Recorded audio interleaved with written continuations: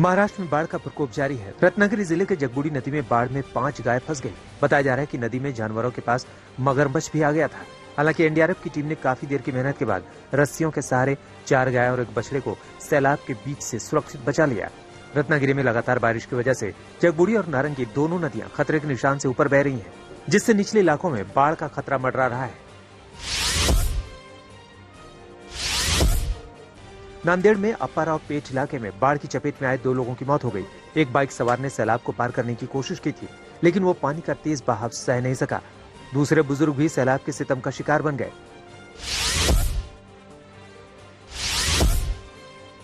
6 दिन की बारिश से नांदेड़ में जिंदगी अस्त व्यस्त दिखाई दे रही है।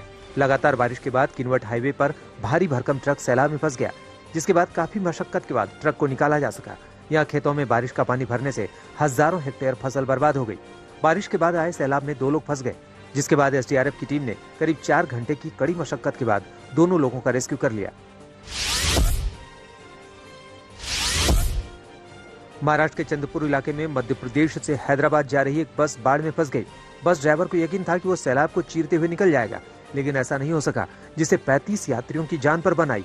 गनीमत रही कि समय रहते पुलिस ने रस्सी के जरिए सभी मुसाफिरों का रेस्क्यू कर लिया। चंद्रपुर में पिछले 5 दिनों से हो रही बारिश ने लोगों का जीना दुभर कर दिया है। तेलंगाना राज्य को जोड़ने वाले वर्धा नदी पर बने पुल के ऊपर तक पानी पहुंच चुका है, जिसकी वजह से आवाजाही प्रभावित है। इस दौरान पुल के दोनों तरफ लंबा जाम दिखा।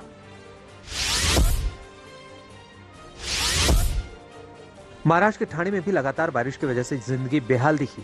अंबरनाथ इलाके में प्राचीन शिव मंदिर में पानी भर गया, जिससे पूरा शिवलिंग डूब गया। यह मंदिर 960 साल पुराना बताया जाता है। स्थानीय लोगों के मुताबिक यहाँ इतनी बारिश कई सालों बाद हुई है। कल्याण के दुर्गाडी खाड़ी में पानी का स्तर लगातार बढ़ रहा है। गणेश घाट की पूरी रेलिंग में पानी भरा हुआ है। मछुआरे अपनी नावों को किनारे पर ले आए हैं, उन्हें रस्सियों से बांध दिया गया है। मौसम विभाग ने मछुआरों को सैलाब के बीच समंदर या नदियों में नहीं जाने की हिदायत दी है। महाराष्ट्र के हिंगोली में भी मूसलाधार बारिश से नदियों का रौद्र रूप देखा जा रहा है। मधुमेह नदी के पुल के ऊपर तक बाढ़ का पानी बहने लगा है, जिससे 6 गांवों का संपर्क जिला मुख्यालय से टूट गया है। उधर नागपुर में अंबाझरी डैम ओवरफ्लो होने की वजह से उसके 3 गेट खोल दिए गए, जिससे पीली नदी में बाढ़ आ गई है। इस साल बारिश में अब तक नागपुर में 20 लोगों की मौत हो चुकी है। 2 दिन पहले ही यहाँ एक कार नदी में गिरने से 6 लोगों की मौत हो गई थी। महाराष्ट्र के वर्धा जिले में पंगूर गांव के पास मिट्टी और पत्थर से बना बांध का एक हिस्सा खिसक जाने से 3 गांवों में पानी घुस गया, जिससे लोगों की जान पर बन आई। वहीं नासिक में चटकपुर और हरनबरी डैम से पानी छोड़े जाने के बाद निचले इलाकों में बाढ़ जैसे हालात हो गए हैं। रेस्क्यू टीम ने कई लोगों को सुरक्षित ठिकानों पर पहुंचाया है। गोंदिया जिले में भी 2 दिनों से हो रही बारिश आसमानी आफत बनकर सामने आई, जिससे कई ग्रामीण इलाके का संपर्क शहर से पूरी तरह कट गया। वाशिम में बारिश के बाद सड़कों पर बर्बादी के निशान देखे जा रहे हैं। सड़कों पर गड्ढे इतने ज्यादा हो गए हैं कि लोगों को थोड़ी देर के सफर में भी घंटों लग रहे हैं। बस में बैठे एक मुसाफिर ने गड्ढों वाली सड़क का वीडियो बना लिया। अब ये वीडियो वायरल हो रहा है। पुणे में भी बारिश के बाद सड़कों पर समंदर जैसे हालात हैं। मूला मुठा नदी में पानी खतरे के निशान के करीब पहुंच चुका है। मुंबई में भी भारी बारिश के बाद वेस्टर्न एक्सप्रेस हाईवे पर जाम लोगों की जी का जंजाल बन गया। कई घंटे तक लोगों को जाम से जूझना पड़ा। वहीं मुंबई के दादर इलाके में बारिश के बाद एक पेड़ गिरने से हादसा हो गया। पेड़ के नीचे दबने से 3 दुकानों को नुकसान पहुंचा है। गनीमत रही कि हादसे में किसी की जान नहीं गई। लगातार बारिश के बीच शहर में हाई टाइड का खतरा भी बरकरार है। मरीन ड्राइव में ऊंची लहरें डरा रही हैं। मौसम विभाग ने भी महाराष्ट्र में बारिश से फिलहाल राहत के कोई संकेत नहीं दिए हैं।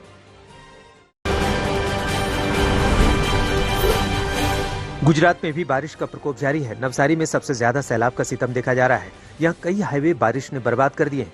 सड़कें टूट चुकी हैं। हाईवे किनारे और पुल किनारे लगी रेलिंग लटकी दिखी। पानी के तेज बहाव की वजह से सड़कें बह चुकी हैं। जलालपुर इलाके में लगातार बारिश से रिहायशी इलाकों में बाढ़ जैसे हालात हो गए हैं। सड़क पर कमर तक पानी भरा दिखा। लोग रस्सी पकड़कर मुश्किल रास्ता पार करने की कोशिश कर रहे हैं। यहाँ पूर्णा नदी का रौद्र रूप देखा जा रहा है। निचले इलाकों में सैलाब घरों का रुख कर चुका है। अब तक 6000 से ज्यादा लोगों का रेस्क्यू किया जा चुका है। आनंद जिले में बाढ़ की विनाश लीला जारी है। बारिश के बाद पानी ने नदियों और सड़कों के बीच का फर्क ही खत्म कर दिया। बोरसद इलाके में समंदर की तरह हालात दिखे। यहाँ कुछ स्कूल के बच्चे सैलाब के बीच फंस गए। हालांकि गनीमत रही कि रस्सी के जरिए सभी बच्चों का रेस्क्यू कर लिया गया। आनंद के गाजड़ा गांव में कई तालाब ओवरफ्लो होने से घरों में बरसाती पानी घुस गया, जिससे लोग बेहाल दिखे।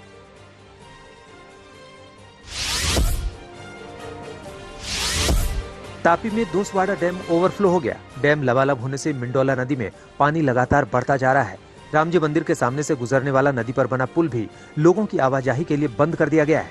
नर्मदा जिले में भी बारिश ने जमकर तबाही मचाई है। केले की खेती करने वाले किसानों के लिए बारिश मुसीबत बनकर आई। अब तक किसानों का करोड़ों का नुकसान हो चुका है। लगातार बारिश के बीच 13 बांधों को हाई अलर्ट और 8 को अलर्ट पर रखा गया है। इस बीच गांधीनगर में सीएम भूपेंद्र पटेल बाढ़ पर काबू पाने के लिए अधिकारियों को निर्देश देते दिखाई दिए। मध्य प्रदेश के शिवपुरी में सिंध नदी बेकाबू हो चुकी है। नदी के पुल के ऊपर 1 फीट तक पानी बह रहा है। मजबूर लोग जान जोखिम में डालकर सैलाब पार करते दिखाई दिए। बुरहानपुर जिले के नेपा नगर में आंगनवाड़ी केंद्र में बारिश का पानी घुस गया, जिसके बाद बच्चे पानी में कूदते नजर आए।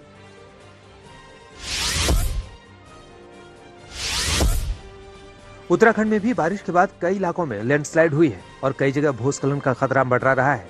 कर्णप्रयाग इलाके में कई सड़कें अलकनंदा नदी में उफान के चलते बर्बाद हो चुकी हैं, जिससे 4 धाम यात्रा पर आए श्रद्धालुओं को भी दिक्कतों का सामना करना पड़ रहा है। बद्रीनाथ के आसपास भी बारिश के बाद लैंडस्लाइड से 4 धाम यात्रा रूट पर आवाजाही प्रभावित है।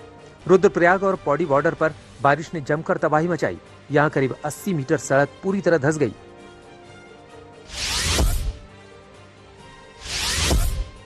चमोली के पुरसाड़ी में यात्रा मार्ग बाधित होने के बाद यात्रियों और श्रद्धालुओं को रोक दिया गया।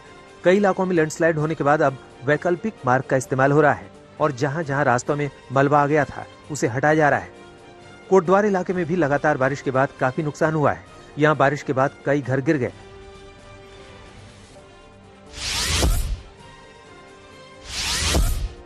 हिमाचल के मनाली में भी बारिश का कहर जारी है। यहाँ हिमाचल टूरिज्म की एक बस बाढ़ का शिकार हो गई, जिसके बाद काफी मशक्कत के बाद यात्रियों का रेस्क्यू किया गया।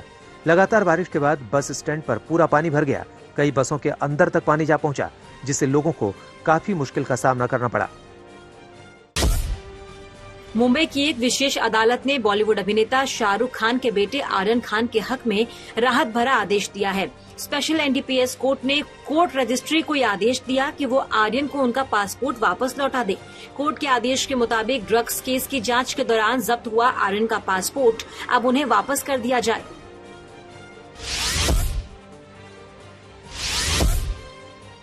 सुशांत सिंह राजपूत की मौत से जुड़े ड्रग्स केस में एनसीबी ने चार्जशीट तैयार कर ली है।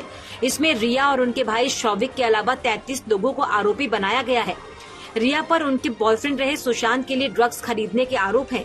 उन्हें नशे की लत के लिए उकसाने का भी आरोप है। आरोप साबित हुए तो रिया को 10 साल की जेल हो सकती है।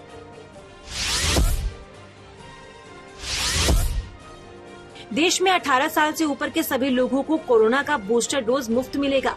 कैबिनेट ने इस प्रस्ताव को मंजूरी दे दी। सभी सरकारी अस्पतालों में 15 जुलाई से बूस्टर या प्रिकॉशन डोज लगवाया जा सकेगा।